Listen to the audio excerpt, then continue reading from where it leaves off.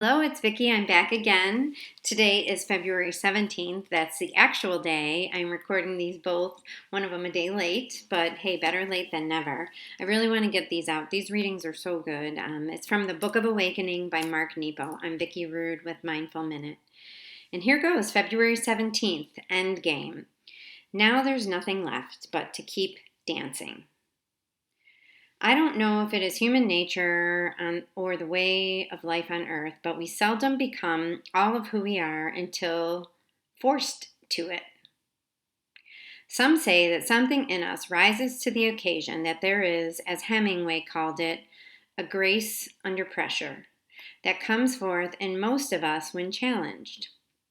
Others say this talk of grace is merely a way of rationalizing hard times and painful experience, a way to put a good face on tragedy.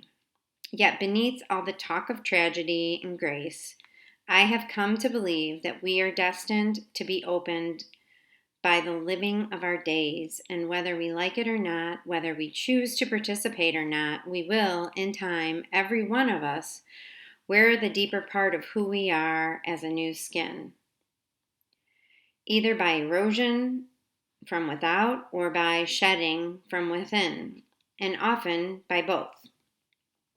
We are forced to live more authentically.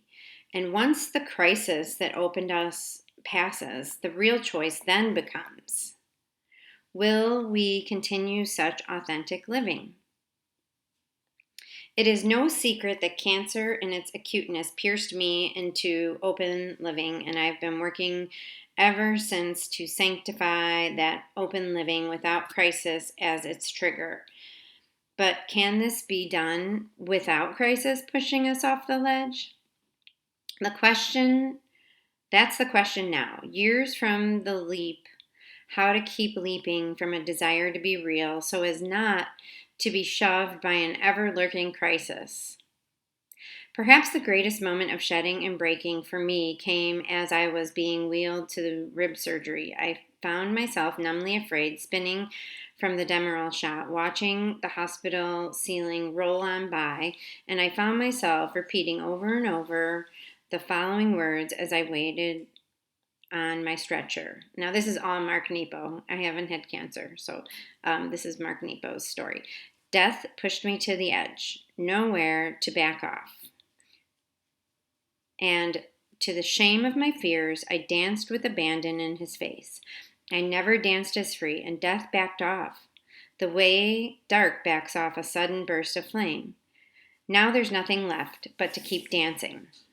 It is the way I would have chosen had I been born 3 times as brave. We are often called further into experience than we'd like to go, but it is this extra leap that lands us in this vibrant center of what it means to be alive. And the activities are: sit quietly with a trusted loved one and discuss a time of adversity you have endured and what it opened in you.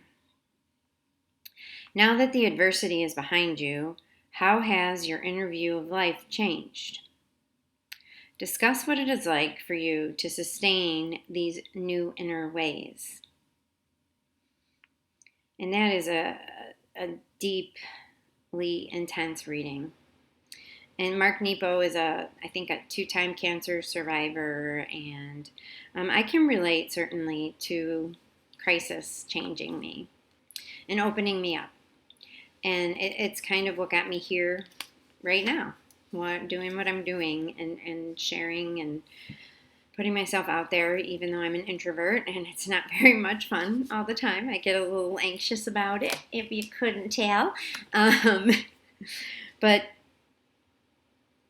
it's a call that I have to share with others because my life has been monumentally changed and I choose to dance.